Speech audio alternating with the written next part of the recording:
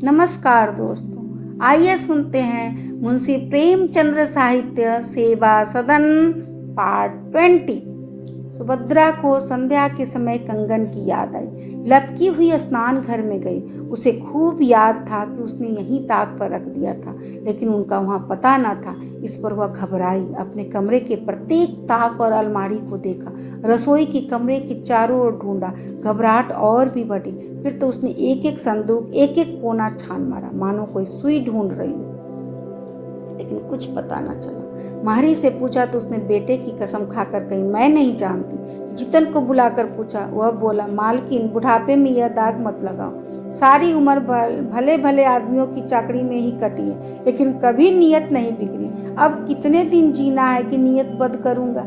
सुभद्रा हताश हो गई। अब किससे पूछे। जी ना माना। फिर संदूक, कपड़ों पर की गठरियां खोल खोल कर देखी। आटे दाल की हांडियां भी न छोड़ी। पानी के मटकों में हाथ डाल डाल कर टटोला। अंत में निराश होकर चारपाई पर लेट गई। उसने सदन को स्नान गृह में जाते देखा तो शंका हुई कि उसी ने हंसी में छिपा कर रखा हो, लेकिन उससे पूछने की हिम्मत न पड़ी। सोचा, शर्मा जी घूम कर खाना खाने आए तो उनसे कहूंगी। ज्यों ही शर्मा जी घर आए, सुभद्रा ने उनसे रिपोर्ट की। शर्मा जी ने कहा, अच्छी तरह देखो, घर ही में होगा, ले कौन जाएगा।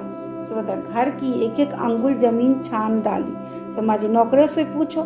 सुभद्रा, सबसे पूछा, दोनों कसम खाते हैं। मुझे खुद याद है कि मैंने उसे नहाने के कमरे में ताक पर रख दिया था। शर्मा, तो क्या उसके पर लगे थे जो आप ही आप उड़ गया। सुभद्रा, नौकरों पर तो मेरा संदेह नहीं है। शर्मा, तो दूसरा कौन ले जाएगा। सुभद्रा, कहो तो सदन से पूछूं। मैंने उसे कमरे में जाते देखा था, शायद लगी के लिए छिपा रखा हो। शर्मा, तुम्हारी भी क्या समझ है, उसने छिपाया होता तो कहना देता। सुभद्रा, तो तुम पूछने में हर्जी क्या है। सोचता हूँ कि खूब हैरान करके बताऊंगा। शर्मा, हर्ज क्यों नहीं है, कहीं उसने ना देखा हो तो समझेगा मुझे चोरी लगाती है। सुभद्रा, उस कमरे में तो वह गया था, मैंने अपनी आंखों से देखा। शर्मा, तो क्या वहां तुम्हारा कंगन उठाने गया था। वे बात की बात करती हो, उससे भूल कर न पूछना। एक तो वो ले ही न गया होगा, और ले भी गया होगा तो आज नहीं कल दे देगा। जल्दी क्या है। सुभद्रा, तुम्हारे जैसा दिल कहाँ से लाऊं, ढाढ़स तो हो जाएगी। शर्मा जी, चाहे जो कुछ हो उससे कदापि न पूछना। सुभद्रा उस समय तो चुप हो गई, लेकिन जब रात को चाचा भतीजे भोजन करने बैठे तो उससे न रहा गया। सदन से बोली, लाला, मेरा कंगन नहीं मिलता, छिपा रखा हो तो दे दो, क्यों हैरान करते हो। सदन के मुख का रंग उड़ गया और कलेजा कांपने लगा। चोरी करके सीनाजोरी करने का ढंग न जानता था। उसके मुंह में कौर था, उसे चबाना भूल गया। इस प्रकार मौन हो गया कि मानो कुछ सुना ही नहीं। शर्मा जी ने सुभद्रा की ओर ऐसे आग्नेय नेत्र से देखा जैसे उसका रक्त सूख गया। फिर जबान खोलने का साहस न हुआ। फिर सदन ने शीघ्रतापूर्वक 2-4 ग्रास खाए और चौके से उठ गया। शर्मा जी बोले, यह तुम्हारी क्या आदत है कि मैं जिस काम को मना करता हूँ वह अदबदा करके करती हो।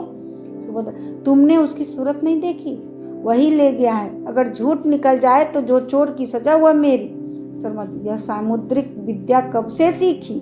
सुभद्रा, उसकी सूरत से साफ मालूम होता था।